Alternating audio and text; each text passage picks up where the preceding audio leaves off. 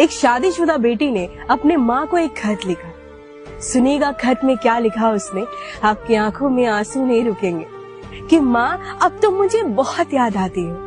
अब मेरी सुबह 5 बजे हो जाती है और रात 12 बज जाती है, तब माँ तो मुझे बहुत याद आती है। सबको गर्म खाना परोसने के बाद जब मैं खुद ठंडा खाना खाती हूँ, तब माँ तो मुझे बहुत याद आती है। जब कोई बीमार पड़ता तो मैं उसकी सेवा में एक पैर पे लग जाती हूँ, और जब मैं बीमार पड़ती हूँ तो खुद की सेवा जब खुद ही कर लेती हूँ, तब माँ तो मुझे बहुत याद आती है। सबकी जरूरतों को पूरी करते करते जब मैं खुद की जरूरतों को पूरा करना भूल जाती हूँ, जब मैं खुद से मिलना भूल जाती हूँ, तब माँ तो मुझे बहुत याद आती है। ये कहानी ना हर लड़की की है।